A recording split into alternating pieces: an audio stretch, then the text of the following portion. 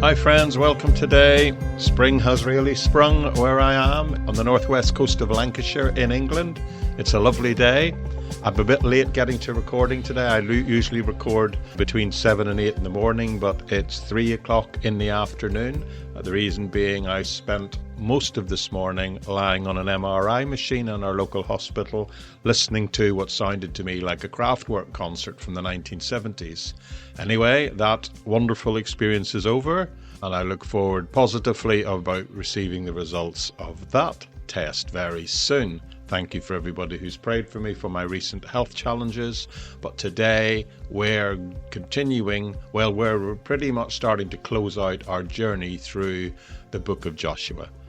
Today we're in the 23rd chapter, and I'm going to cover the whole passage. This chapter where Joshua is seen to say farewell to the leaders of Israel. Now, as we've journeyed through the book, we've witnessed Joshua's, his courageous leadership. He's the guy at the front in battle after battle. He's led Israel to victory.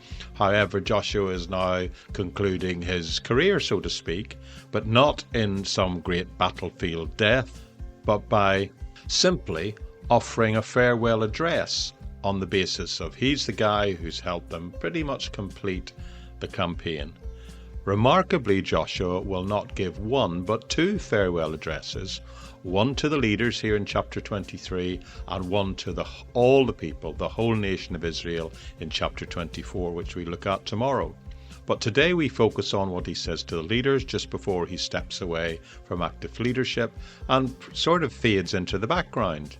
Now, at this point, the tribes have settled in the land and they've conquered the land in front of them and driven the nations out pretty much, and it's a historic moment for Israel. And here in Joshua 23, we'll see him address those described as the leaders, the elders, the judges, all those sort of officials, and he's giving them a clear call as the leaders of Israel to be faithful, but also, in a sense, to be faithful. And that's what we're going to look at and think about today, in today's episode of the Bible Project Daily Podcast.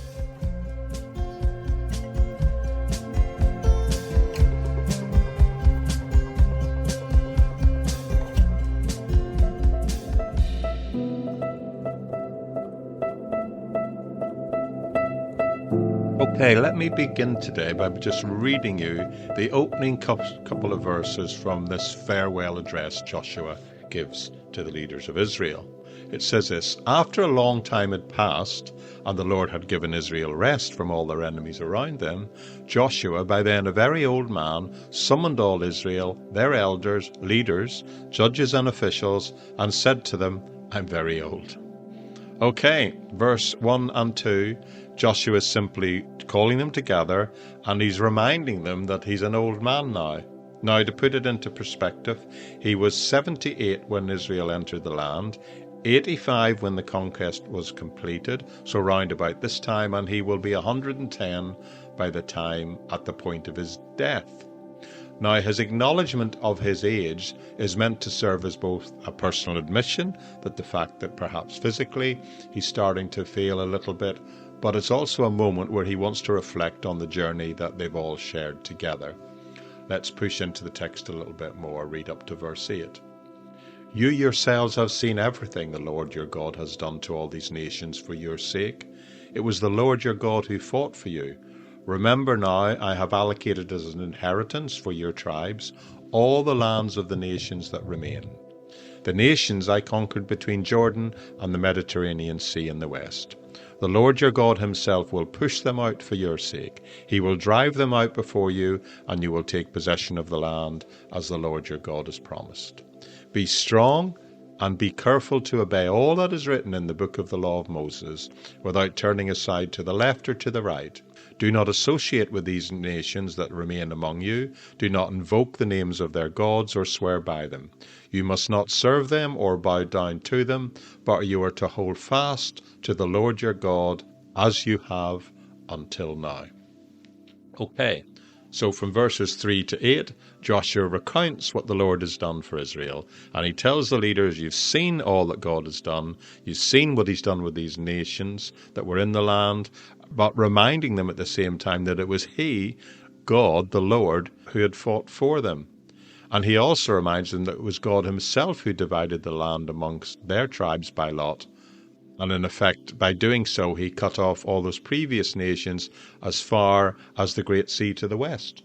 But more importantly, Joshua promises that the Lord will continue to expel the remaining enemies so that they may actually fully possess the land that God has promised. So in this simple but pretty intense message, Joshua is underscoring the faithfulness of God.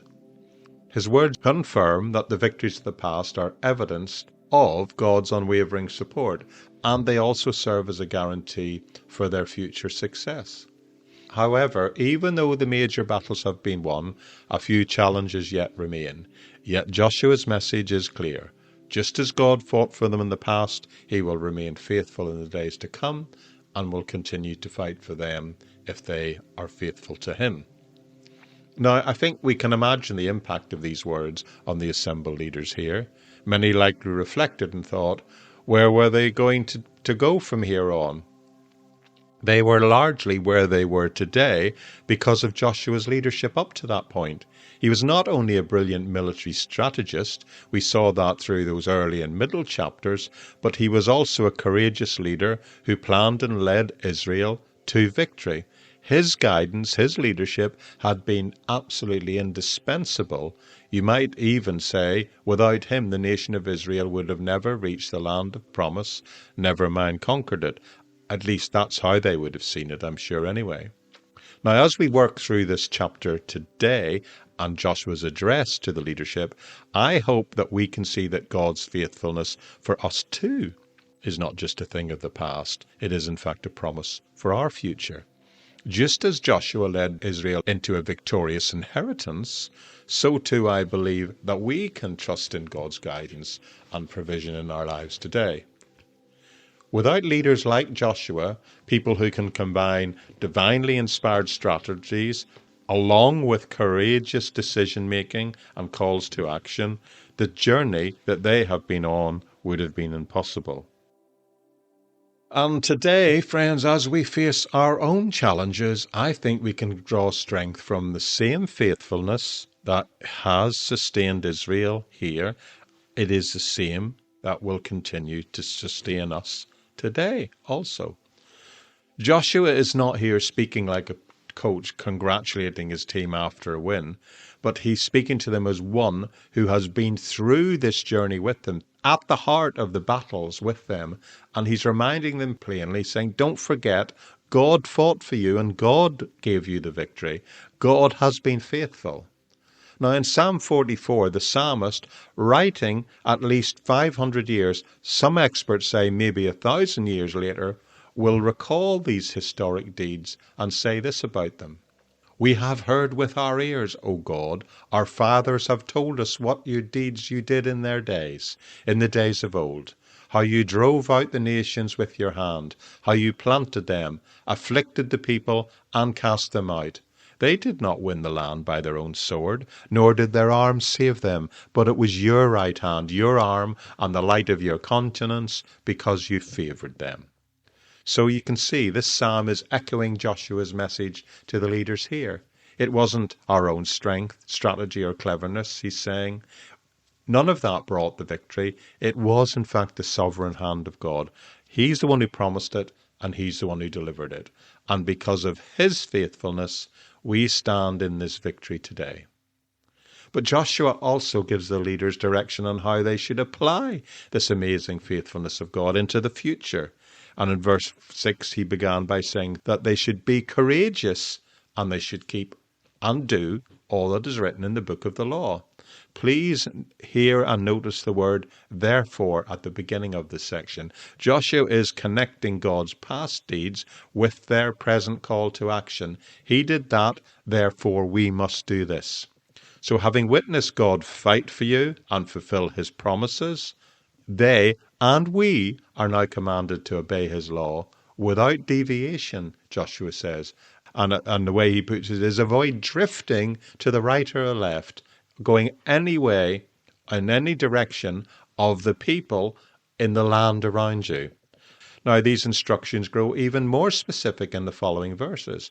Joshua issues a clear prohibition against idolatry, and in verse 7 he instructs the practical reality of this means that the people should not mention the names of the other gods, not swear by those names, not serve them, and not bow down to them. In effect, Joshua begins by saying not even to mention them casually, not even utter the names of these false idols.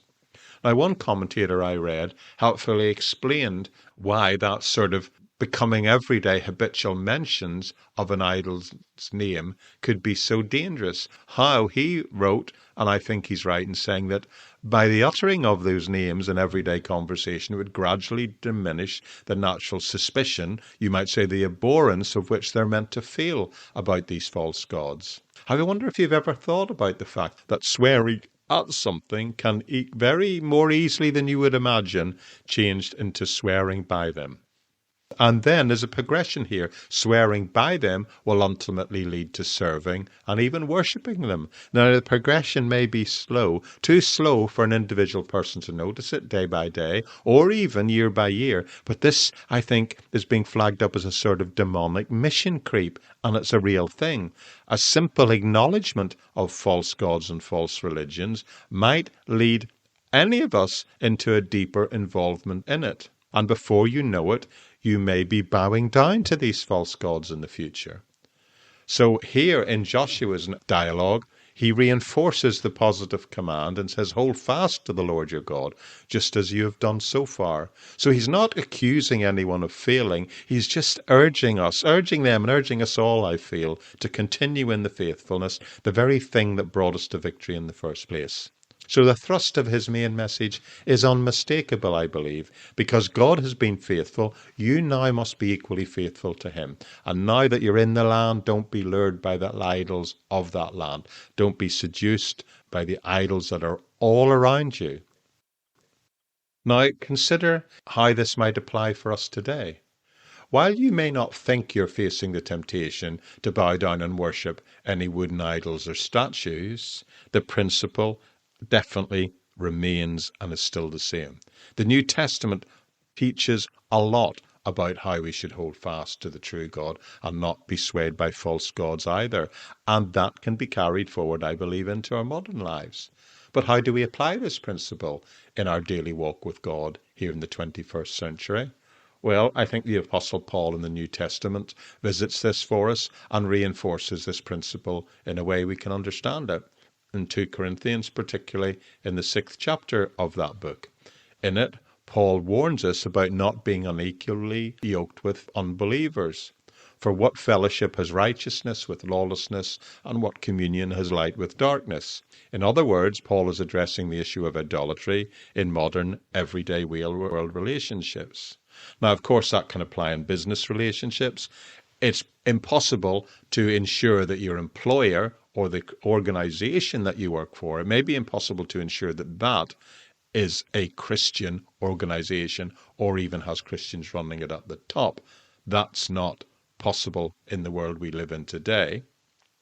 But what is possible is being unequally yoked, going into business practices and relationships, partnerships with unbelievers, I would think is highly problematic for a Christian believer. If they don't share the Christian worldview, an ethical worldview, then they will pretty soon, if you're in partnership with them, be pressing you to make decisions that conflict with the core of what you believe. But in all of these things, our response should be to remain faithful to what the Lord says. Now, another, probably more common and more practical application of it is when it comes to marriage. Now, I'm sure some of you listening to this today will indeed be single. And all I'm saying that part of the application of your faithfulness to God means that you need to make a commitment not to be married to an unbeliever. This is explicitly clear in the teaching of Paul and the words of Jesus himself. Now, we're not talking to people who are already married and it turns out that they've come to know the Lord, and perhaps their partner hasn't. That's a different thing, and we've had teaching on that as we work through the Gospels, and we will come up against it in the writing of Paul. So I'm not going to deal with that here. But there is a very clear admonition that in terms of choosing a mate, for want of a better word, because God has been faithful to you, you must be faithful to him.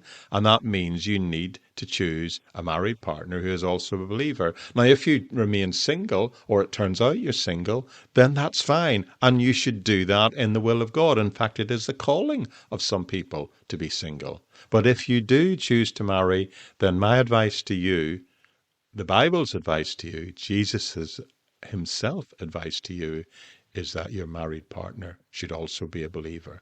Someone who at the very least desires to walk with Jesus Christ. Now, the final details of that and the denomination, etc., are, in my view, secondary to the core principle that they've accepted Christ as their Saviour and they're attempting as best they can to walk in faith to him.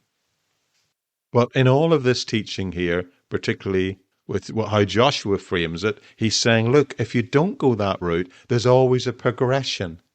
You're going step by step in a wrong direction if you fail to remain faithful to the Lord. And it's no coincidence that the Scripture advises marrying against an unbeliever, because such a union, as seen, evidenced in the Old Testament, in the story of Solomon, and in the teaching of Jesus, is something that can likely lead you away from the Lord. But thankfully, there's more help at hand. And that's why part of being faithful to the Lord and being faithful to his word and his teaching means we need to be careful and mindful in the intimate and business relationships that we have. Now, Paul offers more and wider help in this principle when he's talking about what idolatry means in the reality of the everyday, and he does that in Colossians when he speaks of covetousness, which he frames as a form of idolatry, which is an attitude that is dangerous in the sense of it's desiring something to the point where it takes over your life. It becomes an idol. Now, when you mention an idol's name, swear by it or serve it, even if you don't bow down to it, you risk letting it become the object of the attention in your life.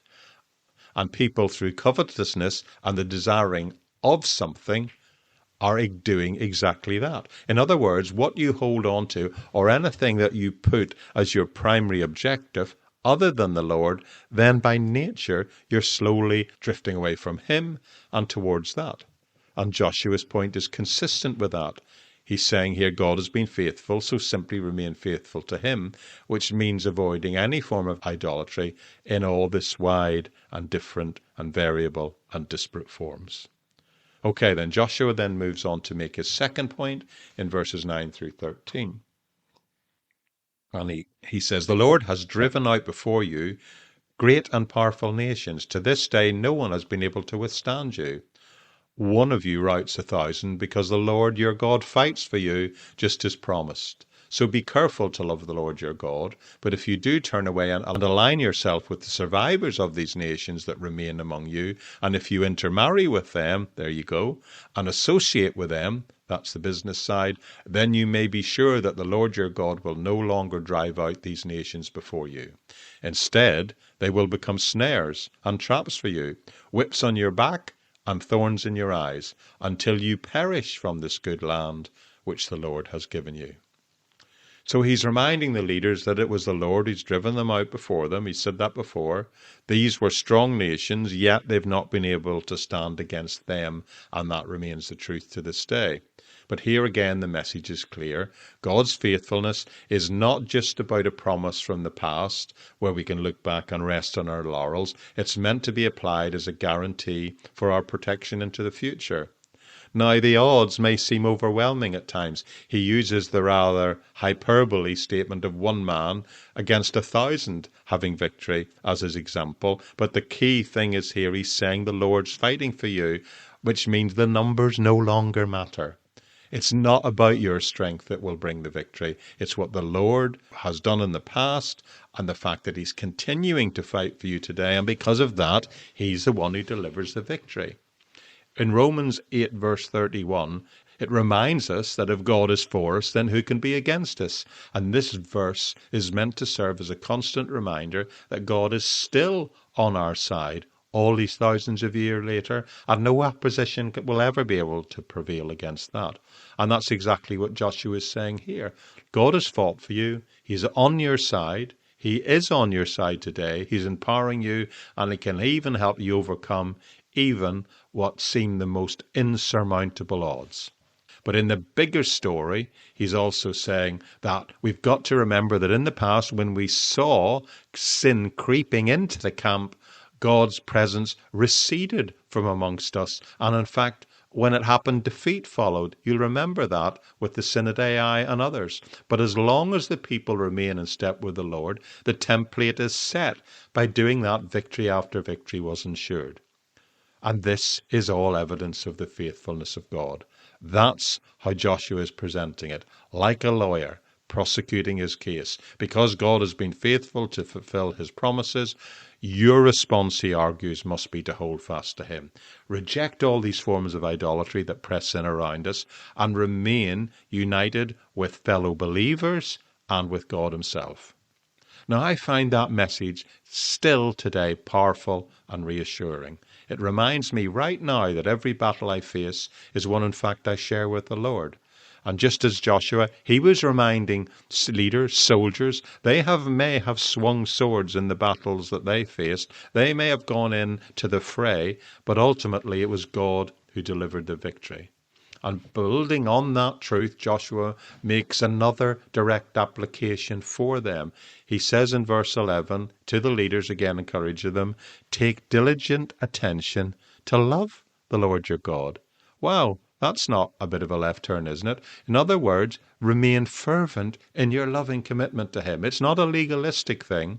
If you allow yourselves to cling to the remnants of past victories, or you get seduced by these nations around you. In other words, very practically, if you're going to align with them or and intermarry with them, then, of course, you're going to drift away from the Lord. Joshua warns that all these types of alliances are extremely dangerous, spiritually dangerous.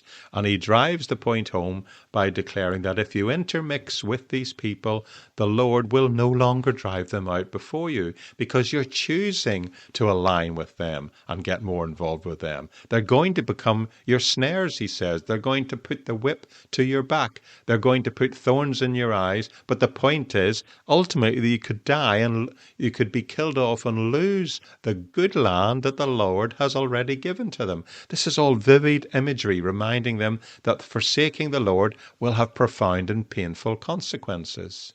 So the message is clear here. God's faithfulness is in fact a two-edged sword. When you remain faithful to him, he blesses and protects us. But if we stray, if we allow ourselves to be drawn away by, in our case, false influences, or we compromise our devotion and love for God, then he will just as faithfully chastise us, chasten us. Instead of receiving his victory, you will find yourself overpowered by the very people you once sought to conquer yourself. To put it in modern terms, think of it like this. If you choose to forsake the Lord for the allure of worldly values, worldly relationships, things that you know at heart don't honor him, you are actually setting yourself up for defeat.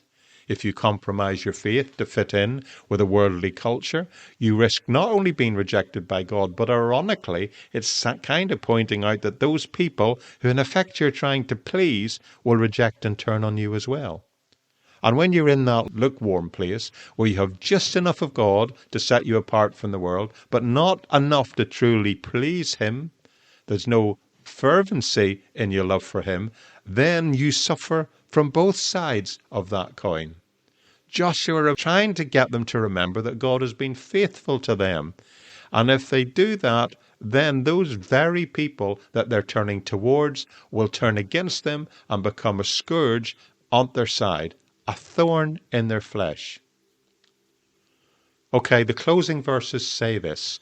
Now I'm about to go the way of all the earth. This is Joshua speaking. You know with all your heart and soul that not one of all the good promises the Lord your God gave you has failed.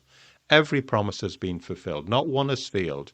But just as all the good things the Lord your God has promised you have come to you, so he will bring on all the evil things he has threatened, until the Lord your God has destroyed you from this good land he has given you. If you violate the covenant promise of the Lord your God, which he commanded you, and go and serve the other gods and bow down to them, the Lord's anger will burn against you, and you will quickly perish from the land he's given you. So, it's really getting tough talking here. And Joshua begins this closing section by, behold, pay attention, this day I am going the way of all earth. Now, this ancient expression, one of the oldest, simply signifies dying, his journey into eternity. Now, throughout the passage so far, Joshua has been trying to drive home one single point to this leadership of Israel. And he's repeated it 3 times in 3 different ways. And that is that God is faithful. But in verse 15 to the close, he really steps up the rhetoric and warns them, if you're transgressors against this covenant by God, by doing these things that he talked about, bowing down, serving other gods, then not only will they be abandoned, but the anger of the Lord will burn against you. God was willing to not allow harmful things to come upon you, and for you to drive out all those things before you, and to give you this land. But in short, if you forsake that same faithful God, he will remain faithful, yes, but the faithfulness will now be experienced in chastisement and, yes, judgment. So there's a call here, and you don't normally hear these 2 things put together, but it's thoroughly biblical, friends, and that is to be faithful and to be fearful. A dual reminder that while God blesses those who love and obey him, he also disciplines those who stray. As James taught, those who honour the Lord are blessed in their deed, and the promises of Scripture are certain, adding God has promised salvation through Jesus Christ, and he assures us if we abide in him, our prayers will be answered. But he also writes in his letter, but think also of the loving discipline of a truly faithful father.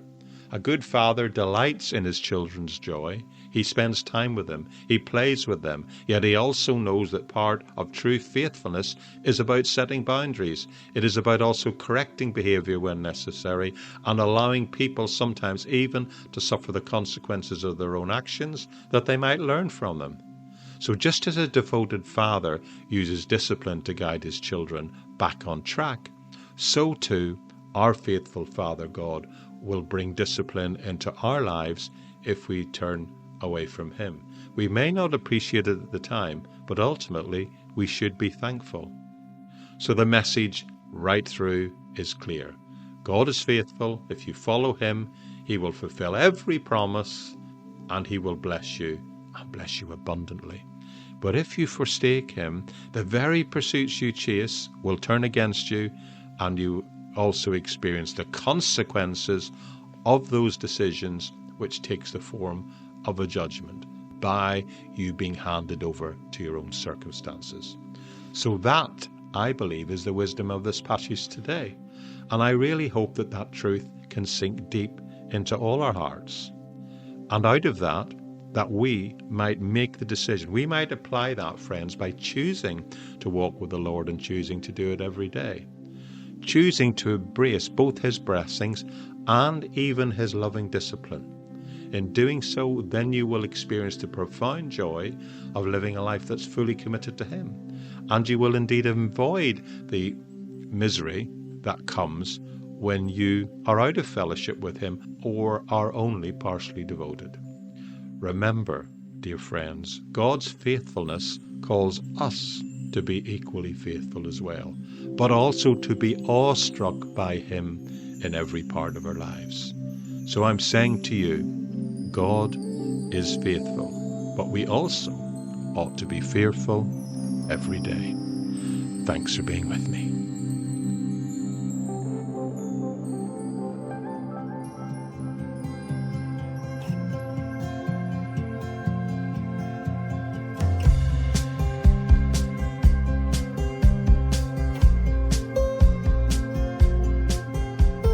Hi friends, welcome back. We've done it. We're completing the text of the book of Joshua today.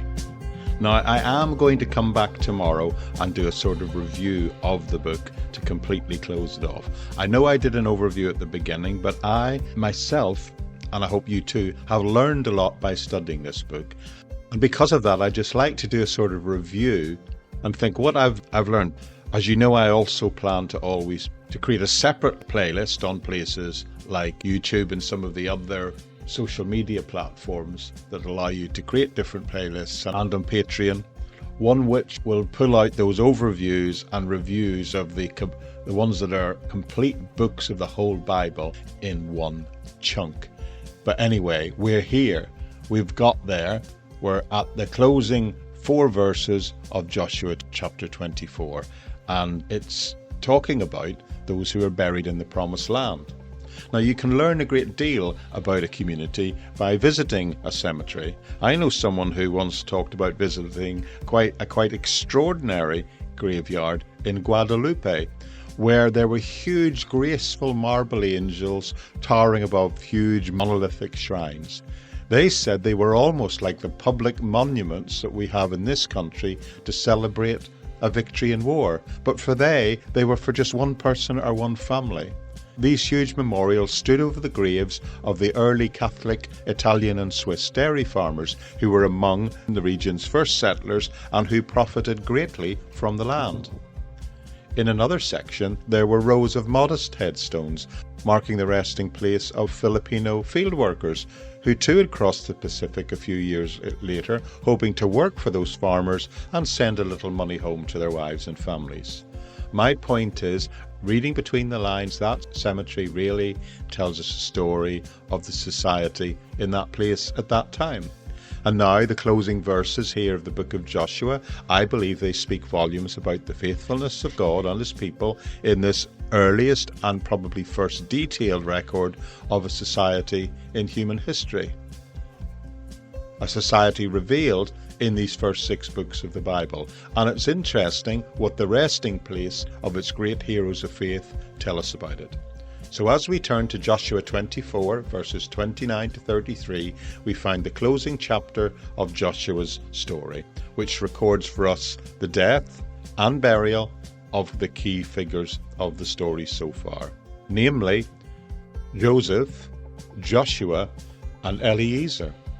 Now, it's intriguing to note that while the book of Joshua began with the passing of the great leader Moses, whose death and memorial set stage for Joshua's leadership, it now ends again. It ends with tombstones.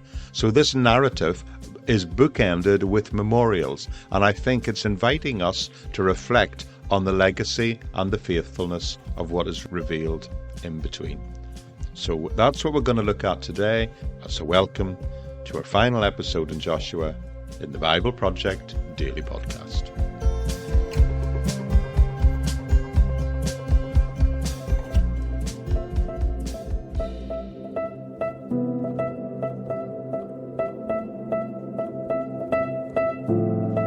Okay, let me begin by reading for you these last closing verses of the book, the last 4 verses. And in my translation of the Bible that I'm reading for you today, the NIV, it's actually segmented off as a separate section with the appropriate title, Buried in the Promised Land. It says this: After these things, Joshua, son of Nun, the servant of the Lord, died at the age of 110, and they buried him in the land of his inheritance, at Timnath-Serah in the hill country of Ephraim, north of Mount Gaash. Israel served the Lord throughout the lifetime of Joshua and of the elders who outlived him and who had experienced everything the Lord had done for Israel. And Joseph's bones, which the Israelites brought up from Egypt, were buried at Shechem in the tract of land that Jacob bought for 100 pieces of silver from the sons of Hamor, the father of Shechem. This became the inheritance of Joseph's descendants. And Eliezer, son of Aaron, died and was buried at Gibeath, which had been allocated to his son Phinehas in the hill country of Ephraim. Now I'm going to come at these verses slightly out of sequence, do it chronologically, and begin with verse 2, a fascinating verse which tells us that the bones of Joseph, the children of Israel had brought with them out of Egypt are now buried at the tomb in Shechem. Now let's just pause to remember Joseph, of course, he of the coat of many colours, one of the early patriarchs and the most beloved son of Jacob, who at this point we need to remember had lived centuries before, and they've carried his bones with them. Now it may seem surprising that the burial of Joseph is actually recorded at the end of Joshua. Many believe that this burial narrative was deliberately placed here because the end of the book provides the appropriate point in which to record this crucial fulfillment of a promise previously given. Way back in Genesis, Joseph had made the Israelites swear that they would not bury him in Egypt, but they would carry with him and interred him in what for then was a view of a far-off but promised land. And now, here as Joshua, he's finally led the people into this new land, and we see that promise fulfilled and recorded for us. It tells us Joseph is finally buried within the borders of the promised land. So, this record is more than just a factual historical note. It's a monument to the faithfulness of God and the fulfillment of the promise given way back in Genesis. It reminds the nation that despite the many challenges, the journey they've been on, they honoured their promise, their covenant, and fulfilled that promise they made, not only to God, but to their forefathers. So just as Joseph's coffin was carried with the people throughout their journey from Egypt, so too is his burial a testimony to their steadfast commitment to God's promises. In carrying these bones with them, they were reminding themselves constantly that one day these bones would be buried in the promised land. Now, I'm reminded personally of this sort of thinking when I visit a cemetery. I've stood at my mother's grave, and I've sat on a bench dedicated to my mother-in-law in a place that she liked to sit. But you see, a memorial is not just a marker of death, but it's meant to be a place of remembrance, a place that stands as a monument to the life lived, a life hopefully of love, devotion, and if that person was a Christian believer, then a memorial to that person's faith also. And here these three buried figures, Joseph, Joshua and Eliezer, are meant to stand as enduring symbols of a promise, a covenant fulfilled, a promise kept, a legacy of faith that should transcend time. So the challenge for us today, well, it's a simple question really. When you pass away, when you die, will your life be a testimony to a life of faithfulness or unfaithfulness? Consider Joseph's tomb here. It is something not merely marking a death, but it's declaring that a people were once promised something, and they promised him, and they said, we will do that for you. We will bury you in Canaan one day. And we see they've done that here just now. Okay, let's turn to the next memorial in this small spiritual graveyard, so to speak. Verse 33 tells us Eliezer, the son of Aaron, died, and they buried him on the hill in the mountains of Ephraim. Let me remind you who Eliezer was first. Eliezer was the son and the successor of Aaron, Israel's high priest. And though he's not as famous as his brother or as Joshua, he still was an essential leader throughout this time of Israel's story. He was Joshua's trusted right-hand man. And remember, as high priest, he was the one who would help administer not just the land, but oversee the worship of God, keep the people on track faithfully in their worship of God. Now, there's an intriguing little detail here. You might miss it very easily. It says Eliezer was buried on property given to his son, Phinehas. A fact that you may notice appears to conflict with the usual arrangement that was supposed to be for Levites, who were allocated cities specifically rather than land. Now, this little detail about his son as a Levite priest possessing land has led to Bible experts to come up with two possible explanations. The first that some suggest is it marks the beginning of a departure from God's original plan, a sort of seed of divergence from the Word of God that we would later see expand throughout the book of Judges.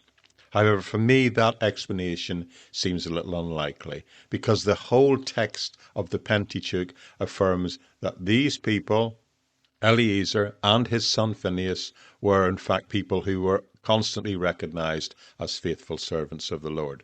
For me, a much more convincing explanation is simply that Eliezer and his family served so faithfully in the priesthood that the people honoured him above and beyond with just a small parcel of land as a token of their gratitude. In this case of Eliezer, the gift of land, I believe, is just a tangible expression of the people's appreciation of his faithful service. A bit like having a whip round today for someone when they leave work, or perhaps a modern equivalent of it would be building in retirement benefits or a gift upon death for a family in the case of a good employer looking after their employees. In any case, Eliezer and the gift of land are his resting place and probably a place given to the family as appreciation for their faithful service. Now, this account of Eliezer's burial, slotted in here, being placed alongside the memorials of Joseph and Joshua, which we'll see in a minute, I think are meant to attest to the fact, to serve as a powerful reminder that our legacy will define our faithfulness. So there's an opportunity here to consider your own life and ask yourself what will be your final testament. Will it be one of unwavering commitment to the Lord, or will it reflect a life of compromises and unfulfilled promise? Let these ancient monuments being described here in the Old Testament come alive for you today in your heart and in your mind. May they inspire you, because I think that's why they're recorded here. They're meant to inspire you to live a life that honours God, so that when your time comes, something of a memorial will stand for you as a beacon of your faithfulness. You see, I think these tombstones here at the close of the book are meant to tell us something deeper than merely marking the end of these lives. They're meant to serve as a testament to the importance of a lifetime of faithful service to the Lord and to other believers also.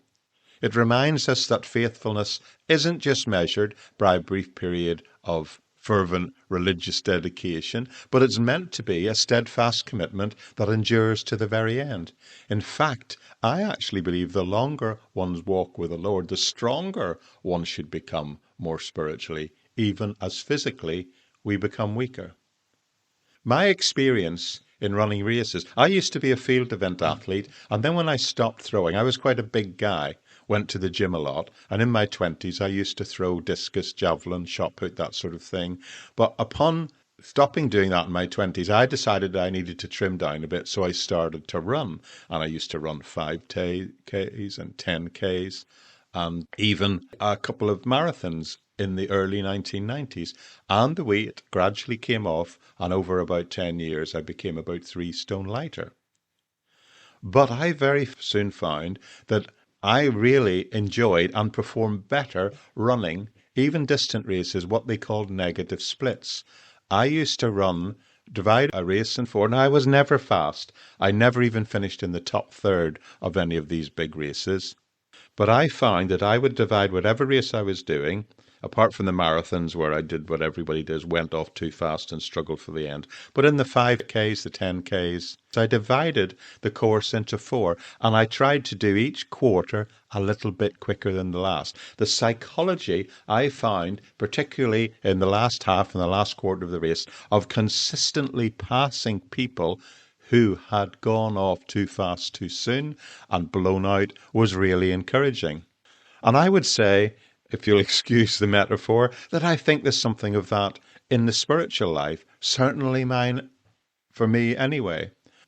Our natural tendency is to start strong, and then, sadly, in reality, because of human nature, it is to tire. But a faithful life is one that we should grow stronger with age. So I'm asking you and challenging you and saying, as you grow older, are you more eager to serve? Are you quicker to help other people? Are you more gracious than you were a year ago? I think these examples of biblical figures like Caleb and Eliezer show us that faithful service does not diminish with time. Rather, it should deepen and expand. Okay, let's turn our attention to this other tombstone, the final marker of Joshua, the man who this book is named after, Joshua himself. Now, throughout this book, in fact, throughout Scripture, Joshua is often referred to as Joshua, the son of Nun. Now, this isn't just a casual remark. It underscores that profound influence his father had on him. Nun's faithful character obviously served as a model, moulding an influence on Joshua. In fact, this constant reminder that he is the son of Nun highlights the powerful, enduring impact that a godly father can have on a son. And I would say that this all ties in with this idea of memorial and what we leave behind. Our lives and our actions should also set an example for those who follow on from us. Like Nun, Joshua, his son, we should have an influence on our children and those around us, and it should be a lasting one, even if they're not really even aware of it. And that memorial can be the thing that for us stands to a life of faith well lived. At the end of his life, Joshua is described in the Bible not just as the son of Nun, but also by this designation, Joshua, the servant of the Lord. And that is a designation not given lightly. Few are called and described as the servant of the Lord in the Scriptures. It's a title that speaks to the life that he led, and clearly a life of unwavering commitment and humble service to the Lord. Joshua's legacy is encapsulated in these simple phrases. They serve as a reminder that for us too, that our ultimate measure is not in our achievements alone, but in our fidelity to God and his call upon our life. Thus, when you consider your own life and think about the eventual memorial that you will leave behind, ask yourself whether it will be one that will witness a life marked by faithful service, or will it be just something of a suggestion of unfulfilled potential? For me, I actually trust my memorial will be what you're listening to now, the Bible Project Daily Podcast. I trust that it will be left on the internet long after I'm gone as a resource for believers all around the world in the future. So these tombstones here, they aren't merely seem to be the marking points of where bodies are buried. They're meant to underline lives well lived for the Lord. They're a testament to lives lived in unwavering service to God. And they speak out not of this duty performed just for one season or for someone who burned bright and then fizzled out, but of a commitment that has endured to the very end. Someone who remains faithful throughout their life earns a legacy that outlasts their mortal frame. I'm reminded there's a Roman sentry in Pompeii, and he's found frozen in his post, serving to the end, standing. And so too should our lives bear witness to that same sort of steadfast dedication. Consider this simple truth. Whether or not we like it or not, we are all servants. In fact, by definition, Paul tells us we are slaves in this world. And we are either slaves to one of two things. Either slaves to our own sinful desires, or if we choose, we can become slaves, servants of Jesus Christ. When you see a tombstone that declares, "Here lies someone who served God," that's an example of something that proclaims that that person fully committed to their servitude throughout their entire life. And that's what's going on here with these guys. Joshua and the other examples are clear. They served the Lord all of their days. In Joshua's case, it was during his leadership and his conquest of the land. And his faithfulness not only shaped his own destiny, but it influenced the generations that followed. And ours should also. So the call is clear. You and I too must remain faithful until our final breath. As you age, your faith should not wane, friend. Instead, it should deepen, grow stronger, and more vibrant over time. So ask yourself, are you becoming more responsive to the needs of those around you? Are you becoming more gracious? Are you becoming more determined in your service of God? It may change on what you are able to do physically, but not in terms of spiritually or prayerfully. You can do more today than you did yesterday. The evidence of a life well lived in faith as a Christian is found, in a sense, in not just what we do today, but in the enduring impact it has on other people. So let me say it again. These tombs are not just meant to be read and you're meant to think, oh, that's the resting place of these guys. They're meant to be a monument, a memorial to a promise kept, a promise that in this situation resonated throughout that entire nation. Your life too needs to speak through you as a legacy to what the Lord has done and as a legacy to what he's done through you in this life. So when you eventually pass away, beloved, will your memorial be that monument to faithfulness? Or I pray that it won't be just a reminder to other people of unfulfilled potential. It's never enough just to serve the Lord for a season. The call is to serve him to the very end, to run the good race and finish it. Paul himself declared, I have fought the good fight. I have kept the faith. He ran the race. And these passages challenge us that at every age, whether you're 10, 20, in your 60s like me, or even 100 plus, you must remain steadfast and faithful. Now, I believe there are two powerful reasons worth reminding you why it's always good to remain faithful. First, the New Testament teaches that steadfast obedience in itself will bring its own reward. So do not grow weary in doing these things, in doing good, for in due season you too will reap the harvest. But secondly, more importantly perhaps even than the effect on you, is the fact that your faithfulness will have a ripple effect on those around you. The impact of your consistent commitment can and will inspire and encourage other people, transform other people even, just as Joseph and Nun, this guy Nun, through his son Joshua, influenced their families and people beyond. Your legacy, beloved, is not measured solely by your own spiritual achievements, but by the lasting influence of your faithfulness in others. So stand firm, serve the Lord with all your heart, and let your life be a shining testament to a devotion that endures, and that endures even beyond death. Many years ago, there was a time that historians refer to as the Dark Ages. Dark because the gospel had become barely known in the world, certainly in Europe anyway. It was a bleak, dim, dismal time spiritually in the history of Western civilization, and indeed the world. Now, during that time, a man named Martin of Basel found the truth as it was revealed to him when he read the gospel of Jesus Christ, and he wrote this about what he now believed on a scrap of paper. Most merciful Christ, I know that I can be saved only by the merit of thy blood. Holy Jesus, I acknowledge thy suffering for me. I love thee, I love thee, I love thee. Now, do you know what he did with that piece of paper? He removed a stone from the wall of his own bedroom, and he hid that piece of paper in the wall, and that was not discovered until more than 100 years later, after he died. It was the truth that would later be fully exploited through the Reformation, but he found it earlier, and he literally buried it.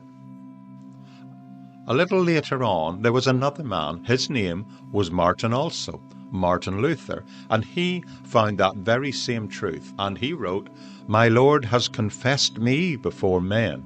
I will not shrink from confessing him before kings.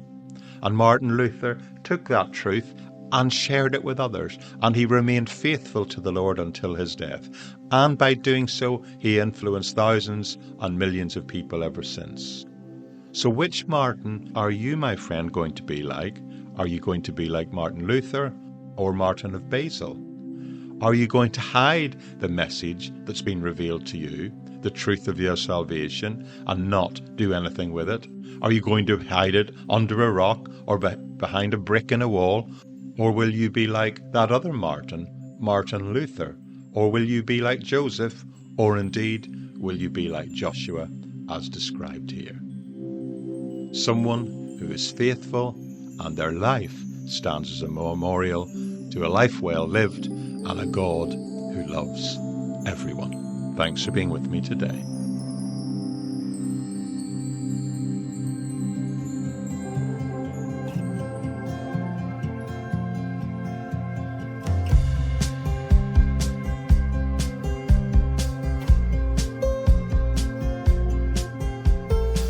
Hi friends, welcome today to another episode of the Bible Project Daily Podcast, and we really are in the closing section of Joshua. We're doing the first part of the last chapter, and I'm going to look, well, it's a continuation of what we looked at yesterday, where Joshua speaks to the people, but this time we're looking at it from the perspective of renewing one's vows. Now, the ideas of couples renewing their marriages is becoming a thing in some parts of the world. I hear in the US couples on their silver or sometimes golden wedding anniversaries are holding a sort of additional marriage ceremony, simply declaring, if I had to do it all over again, we would choose the same love together. And that's a nice thing. It's got no legal or scriptural precedence, of course, but it's a nice, good and appropriate thing to do, I suppose. But this idea of renewing vows is the wider perspective at which I'd like to approach this, not just thinking it in terms of marriage, because I think the principle speaks to our spiritual journey through life as well. Many of you, if you're believers in Jesus Christ, at some point in your heart made a promise, a declaration, a vow if you like, to try and walk closely with the Lord. Now today I want to suggest that whether you made that initial commitment to follow the Lord just recently or long, long ago, then sometimes it's worth revisiting that and consider renewing, if you like, that spiritual vow again, reaffirming your dedication to God. Taking a moment to say to yourself and to God something along the lines of, Lord, I still love you and I'm still serious about following you. And I think it's a correct principle because it's the very invitation that we see Joshua extend to the nation of Israel in the passage we're looking at today. Welcome to the Bible Project Daily Podcast.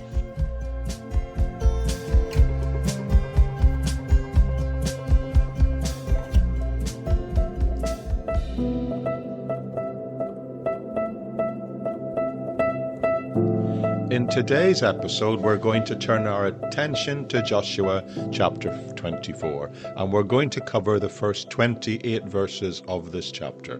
But before diving into the passage itself, I want to make two introductory points. First is that Joshua's declaration here takes the form of a sort of treaty, a treaty that is similar in ways to some types of treaties that were indeed recorded at that time in other situations. Archaeologists today have uncovered secular treaties from Joshua's time in that region, particularly among the Hittites, between the king and his subjects. These treaties were periodically renewed and reviewed, and they typically followed a format similar to what we see happening here. The format meant they usually had a preamble, then a historical prologue of what that king had done in the past, and then finally the stipulation of the agreement between the people and their king, and that would be revisited and reaffirmed. And many Bible scholars have noted that Joshua 24 follows such a pattern. Secondly, the important thing to note is the significance as Shechem of the place where this statement is heard and affirmed. So Joshua begins by gathering the tribes of Israel at this place, Shechem, calling together the elders, the heads, the judges and the officers, calling them to present themselves before God, and we studied that yesterday in chapter 23, but now in chapter 24 he's going to speak to the whole nation of Israel, the general population, so to speak. And this location is highly significant. Now, the tabernacle is based at Shiloh at this time, but Shechem also is held to have deep spiritual meaning and historical significance. It lies between Mount Ebal and Mount Gerizim, and it's the very spot where long ago Abraham received God's promise, and it's also where Jacob purified his household by discarding idols there and making a vow and moving forward. Moreover, after Israel first entered the land, the nation gathered at Shechem back in chapter 8 and vowed to serve the Lord. And it is this historical background that makes Shechem the ideal setting for renewing one's vows as a nation in the same place as they'd done it before. So with this point in mind, let's now examine how Joshua led Israel into this renewal of their commitment. I'll read the first 13 verses for you. It says this: Then Joshua assembled all the tribes of Israel at Shechem. He summoned the elders, leaders, judges, and officials of Israel, and they presented themselves before God. And Joshua said to all the people, This is what the Lord, the God of Israel, says. Long ago your ancestors, including Terah, the father of Abraham, and Nahor lived beyond the Euphrates River and worshipped other gods. But I took your father Abraham from the land beyond the Euphrates and led him throughout Canaan and gave him many descendants. I gave him Isaac, and to Isaac I gave Jacob and Esau. I assigned the hill country of Seir to Esau, but Jacob and his family went down to Egypt. Then I sent Moses and Aaron, and I afflicted the Egyptians by what I did there, and brought you out. And when I brought your people out of Egypt, you came to the sea, and the Egyptians pursued them with chariots and horsemen as far as the Red Sea.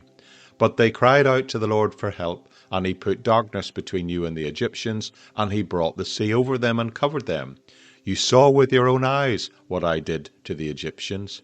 Then you lived in the wilderness for a long time, and I brought you out of the land of the Ammonites, who lived in the east of the Jordan. They fought against you, but I gave them into your hands also. I destroyed them from before you and took possession of their land. When Balak, son of Zippor, the king of Moab, prepared to fight against Israel, he sent for Balaam, son of Beor, to put a curse on you. But I would not listen to Balaam, so I blessed you again and again, and I delivered you out of his hands. Then you crossed the Jordan and came to Jericho. The citizens of Jericho fought against you, as did also the Ammonites, the Perizzites, the Canaanites, the Hittites, and the Girgashites, the Havites and the Jebusites, but I gave them all into your hands. I sent the hornet ahead of you, which drove them out before you, also the 2 Ammonite kings. You did not do it with your own sword and bow. So I gave you a land in which you did not toil, and cities that you did not build, and you live in them, and you eat from vineyards and from olive groves that you yourselves did not plant. Okay, I'll pause there. So these opening verses of this chapter, the first 13 verses, record Joshua's address to the whole nation, and it can be summarized simply as a call to them to remember all that God has done in their lives. And he does this by using these verses to recount the story of Abraham and trace the work of God from the call of Abraham, from his time right up to Joshua's own era today, at that point, as Joshua recalls all the mighty deeds that God has done. And I would say he highlights 4 key points in this passage. First of all is this call out of idolatry. Joshua, in fact, reminds them that God called their forefathers way back from Ur of the Chaldees. Now, that was a place that was saturated and surrounded by occult practices and idolatry. And notice the phrase that it says, and they, indicating that Abraham's own ancestors served these other gods. Now, although Genesis at no point portrays Abraham or his immediate direct family as idolaters themselves, this passage strongly suggests to me that in the origins of their family line, their family tree, so to speak, they were clearly linked to idolatry. And Joshua uses this reminder to show that God, can still call people to come to him even if they live in the middle of a society filled with false worship, the false worship of other gods. Secondly, there's the deliverance from Egypt. Joshua then recalls how God had not only called Abraham, but follows on with the patriarchs Isaac and Jacob and delivers Israel, the whole nation itself, out from Egypt. He declares, I sent Moses and Aaron, and he plagued Egypt. It reminds him of that. In accordance with what I did amongst them, then I brought you out. And you'll notice here it flips a bit between the use of Joshua talking in the third party about what God has done, and in this particular section, it uses the term I. It says, I sent Moses and Aaron, I plagued Egypt, I did what I did among them, and I brought you out. And I think the repeated use of the phrase I in this passage is pointing to the fact that these victories, you can't be mistaken, they're entirely portrayed as the work of the Lord. Then the third thing it talks about is God blessing Israel. So the third point Joshua makes in this opening passage in telling Israel's history, he's saying, look, it is God that did all this blessing. In these verses, he's walking, if you like, through Israel's history, reminding them time and time again how God has worked powerfully in and through these things. So first, he called them forefathers out of Ur. even though they were surrounded by idolatry. Then he delivers them out of Egypt, and next he blesses them even in their wandering in the wilderness and their victories over their enemies. And then finally, fourthly, I think it is a reminder that God is the one that leads them to freedom and victory. So the fourth point he makes is it is God that goes before them into the land. In verse 12, there's this unusual verse when it says, I sent a hornet ahead of you. Now, that's just a figure of speech. It talks about something going ahead of you, illustrating in a way that God has stirred up and annoyed the enemy. God has gone in front of him and intervened, if you like, in a way that sets the ground for driving the enemies away. He then adds, I have given you a land for which you did not work, cities which you did not build. You're living in them now. You're even eating in the vineyards, having the fruit of the land, which you yourself did not plant. And I think that encapsulates the entire message of those verses. God has given them all these things, and they did not have to work in that sense for them. God went before them, prepared and delivered it. And I think the same principle stands for us today. God has indeed worked in your and my life. And he did that entirely by his grace. None of what we might have achieved is of our own efforts, certainly not spiritually anyway. He called you when you were marred in idolatry, delivered you also out of slavery, and blessed us during our difficult periods in wilderness wandering, so to speak. And he provided for you and I when we were too weak to fight for it on our own. It's really a recurring emphasis on God's grace. He's repeatedly declaring that God is the one who's done all these things for us, making it clear that all the blessings that we have are unmerited. And our response to that, he calls for the people not just to remember what God has done for them, but to respond to it. Now, pausing for a moment at this point, I would encourage you to make a decision to set aside some time, maybe today, maybe after this study, maybe after listening to this, but to sit down at some point anyway and reflect on your own life. Remember the pit from which you were lifted. Much like the psalmist in Psalm 40 writes about, he talks about being rescued from the miry clay and set upon a rock. So take some time to reflect back on the moment you first experienced God's grace in your life, because that's meant to serve as a powerful reminder of how God can continue to shape your life in the future. Joshua's message to us is clear. Remember how graciously God has treated us. This is the foundation from which you can make a decision to renew your commitment, your vow, if you like, to the Lord. Okay, in the next part of chapter, which is verses 14 to 24, Joshua will speak to the people, and what you see from a textual point of view is a sort of call and response. Call by call, section by section, the people respond to what he says. Okay, let me read it for you. Now fear the Lord and serve him with all faithfulness. Throw away the gods your ancestors worshipped beyond the Euphrates River and in Egypt, and serve the Lord. But if serving the Lord seems undesirable to you, then choose for yourselves this day whom you will serve, whether the gods of your ancestors served beyond the Euphrates, or the gods of the Amorites, in which land you are living. But as for me and my household, we will serve the Lord. Then the people answered, Far be it from us to forsake the Lord to serve other gods. It was the Lord, our God himself, who brought us and our parents out of Egypt from the land of slavery and performed those great signs before our eyes. He protected us on our entire journey and among all the nations through which we travelled. And the Lord drove out before us all the nations, including the Amorites who lived in the land. We too will serve the Lord, because he is our God. And Joshua said to the people, You are not able to serve the Lord. He is a holy God, he is a jealous God, and he will not forgive your rebellion and your sins. If you forsake the Lord and serve foreign gods, he will turn and bring disaster on you and make an end of you after he has been good to you. But the people said to Joshua, No, we will serve the Lord. Then Joshua said, You are witnesses against yourselves that you have chosen to serve the Lord. Yes, we are witnesses, they replied. Now then, said Joshua, throw away the foreign gods that are among you, and yield your hearts to the Lord, the God of Israel. And the people said to Joshua, We will serve the Lord our God and obey him. Okay, like I said, this is a series of rounds, a series of calls and responses.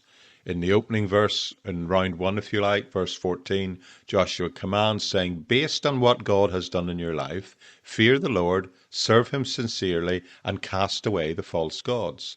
He reminds them that their fathers served the Lord even on the other side of the river in Egypt. But then he poses this challenge to them. Select today, he says, who you will serve. Choose either the gods that your ancestors worshipped, then adding the point that as for me and my household, this is Joshua speaking, we will serve the Lord. So the call here is to renew the vows, but it isn't just a historical reminder. It's an invitation for everyone, even us today, I would say, to re-examine our commitment to the Lord, to reflect on the past and remember God's grace, the grace that he himself has poured into our lives, and let that remembrance compel you to serve him wholeheartedly into the future. So Joshua is urging the people to choose once again to serve the Lord. So this isn't just a new decision, but a renewal of the commitment that they made previously. And he's calling them to reaffirm their original vow in the original place, and that is to serve the Lord and do it wholeheartedly. But within that, Joshua also instructs them to fear the Lord. Now, while the word fear can imply being frightened, terrified, here it more accurately denotes something wider than that. It's about reverence, awe, and respect. So he isn't demanding that they just tremble in front of him in terror, but rather that they approach God with sincere, genuine devotion in awe, serving him with sincerity and truth, understanding the consequences if they turn back to their old ways. This is reminiscence of what Jesus is later described in John chapter 4 as saying that God is seeking worshippers who come to him in spirit and truth. So alongside this, there's a call to this awe-filled, wholehearted service and worship of God. But in this, Joshua commands them, in fact, to turn away, to put away the gods of their forefathers, the ones that were worshipped on the other side of the river. Now, there's no indication that at this exact point there's rampant idol worship occurring right there at that moment, but Joshua is reminding them that it happened in the past, and his warning here, I think, is meant to be preventative. The essence of his refrain are clear. Choose to serve the Lord.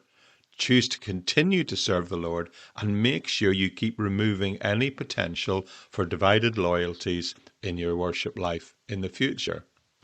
Joshua then reminds them and challenges them with a personal example. He says, you must choose for yourself whom you will serve. In other words, if you have any reservation, if the cost of this decision, the demands of following the Lord seem too high to you, then make a decision, be clear on the repercussions or ramifications of that decision. And then he concludes with a powerful declaration showing that this is something that isn't just a national declaration. We've got to each individually do it. He says, as for me and my household, we will serve the Lord. And in response, the people reply and affirm their commitment by saying, far be it from us to forsake the Lord and serve other gods. And they renew the promise, the one that they had already promised at Shechem, back in Exodus, and previously, way back in chapter 8 of this book of Joshua, in the form of a renewed, reaffirmed covenant of what they had simply said before in the past. Now, as an aside, remember the Abrahamic covenant, which was once given, was irrevocable, but now we're living under the Mosaic covenant, which we will see requires and indeed has a regular renewal. And looking at it from that perspective, I think this call to renewal, I believe, invites all of us as Christian believers to periodically review and declare again, to review our past, recent life, and periodically declare, remember what we said before, and say again, I choose to serve the Lord. In our spiritual lives, as in our marriages, we must be willing to say to the ones we love, I still love you, and I commit to still love you in the future, and we need to do that with God himself. We're not able to just rest on the laurels of a decision that we made years ago.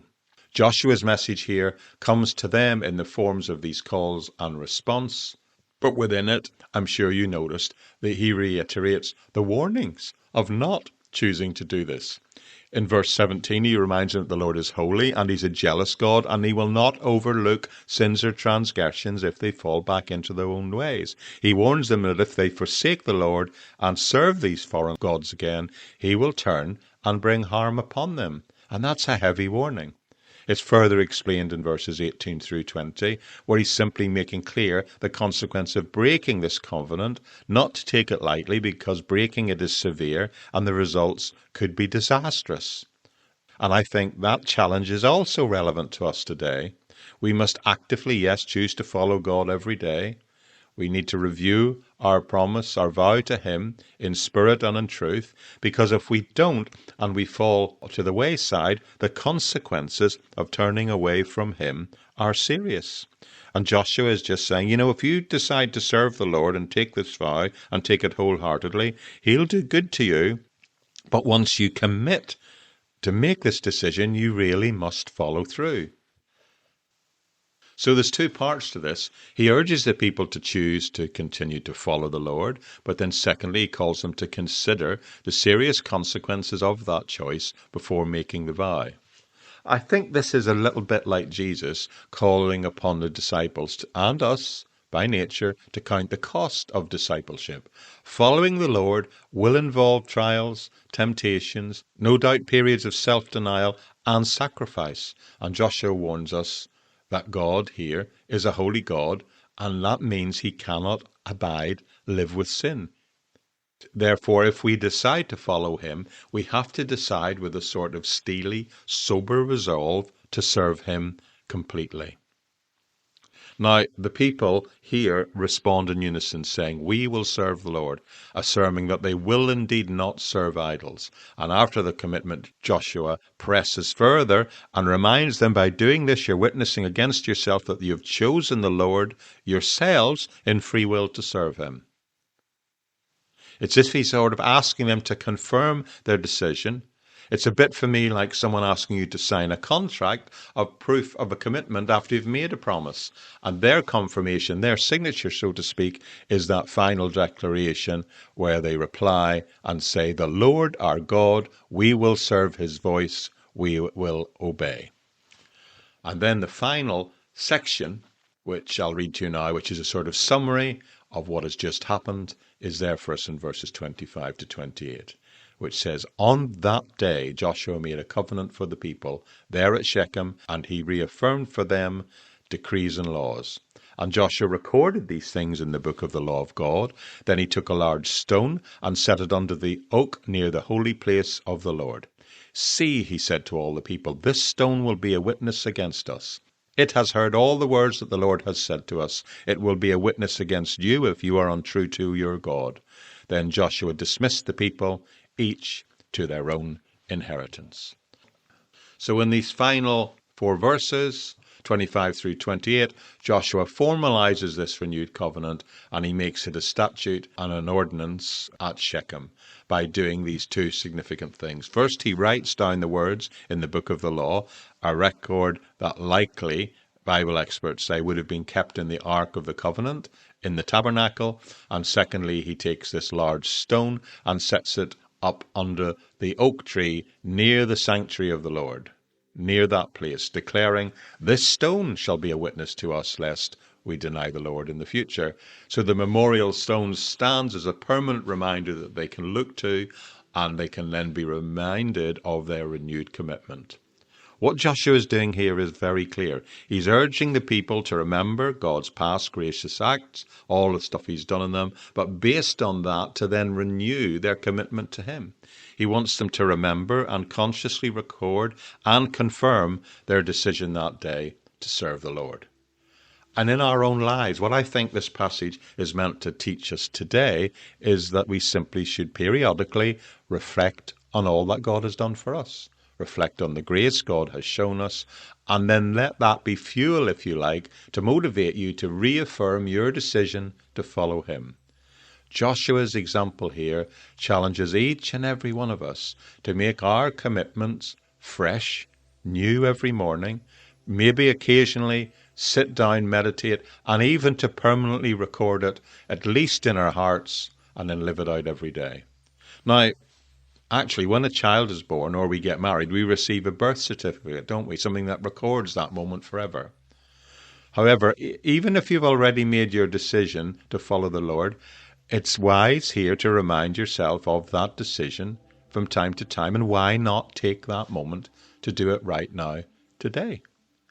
So today, why not make up your mind and again say, I'm going to serve the Lord. I'm going to serve you, Lord. I'm going to honor you, fear you, and obey you. Maybe even consider, right now or after this podcast episode's finished, getting out a piece of paper and writing that commitment down. Or maybe even turn to one of those blank pages that you sometimes have on the back or the front of your Bible and write down today's date and record your renewed commitment to serve the Lord this day. This simple act of remembering all that God has done for you is an important thing that you can do. An important thing because it's a call to remember what God has done in the past, He can do for you in the future, and again commit to following Him wholeheartedly in the future. But also, like Joshua, I would remind you to just take a beat, to take a moment and remember and consider, are there any idols that you have in your life? Because that's another important aspect of this. And don't think of idols as just physical ones. Not many of us, I would imagine, are likely to go and bow down before idols. But idols can be things in our hearts. Perhaps you can have certain possessions or even aspects of your lifestyle that have become idols. Today, some people worship a fancy car they own. Some young men devote more time and hours polishing and priming their cars, treating it, lavishing more attention on it than they do their own wives or children. Some people also take an unhealthy pride in owning an amazing house or having an amazingly successful job or career, or maybe some people just wholly focus on their sporting achievements and let that be their identity. Now, it's wonderful when God blesses us materially or creatively or physically, but it does not matter what that thing is. It can still become a danger that it takes the place of God in your heart. So today, before you make that commitment, I'm just asking for you to reflect for a moment on your life and ask yourself, are there idols in my heart, things that I need to set aside or give them the right perspective and balance? If so, take that time, think about it, put them in the right place, and once again, make that commitment to serve and follow the Lord. Now, as this passage warns us, that's not always an easy decision. The effects of that, following the Lord should mean that we will need to sacrifice in the future. We will need to show and express self-denials, and sometimes we will even have to deal with conflict.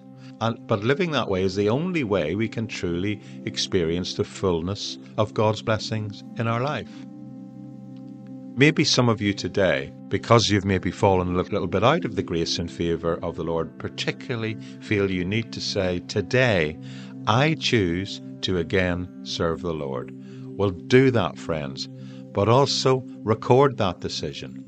Let it be a personal contract between you and God, a reminder of your commitment to worship and obey God above everything else in your life. Renew your vow and let it resonate in your heart by saying, as they did thousands of years ago, I will serve the Lord. Thanks for being with me today.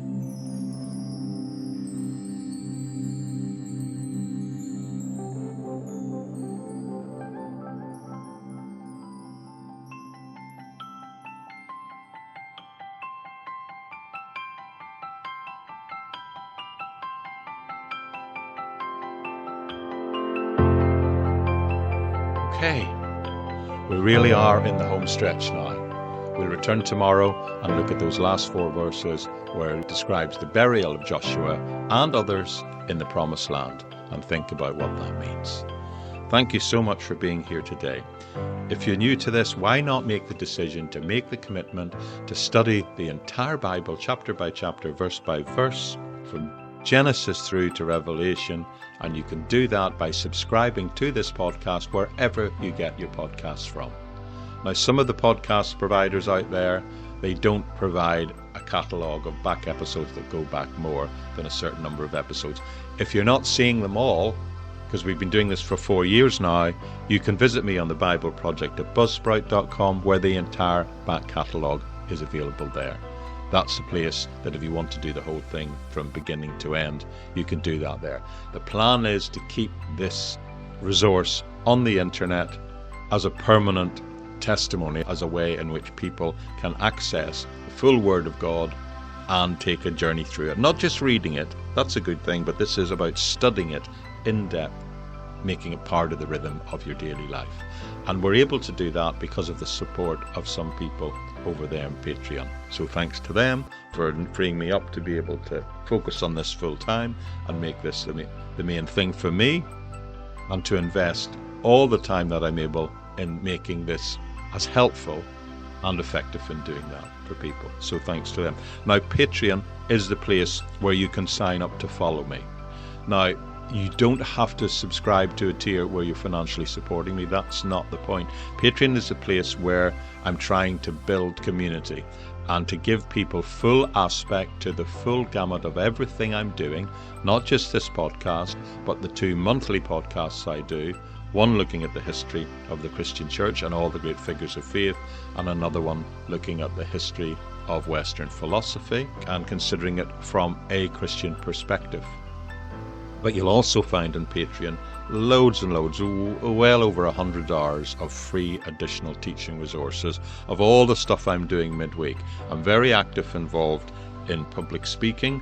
Outside of my sort of church life, if you like, I'm attending discussion groups, reading groups, and preparing resources and delivering, I believe, a helpful Christian and biblical perspective on those things in those areas which kind of don't get touched by a Christian worldview. Things like mental health, things like philosophy, even the arts.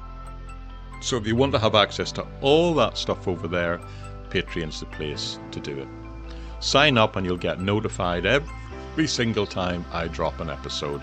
And you'll also have access there to an ad-free version of this podcast. So if you'd like to be free of those ads that the podcast providers break into this teaching, you can do that on Patreon. Every time I drop an episode over there, you get a notification where you can follow through and listen to it on that platform. And I'll explain more about how that all works when I do a bonus in between the seasons episode when I finished here in Joshua. But that'll do for now. I'll leave it there today by just saying thank you for being with me. I do trust I will see you back here again tomorrow. It'll be tomorrow for me, but of course you're free to do this at whatever pace works from you.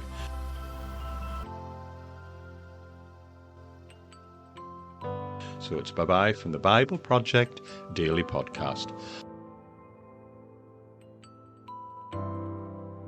Bye-bye for now.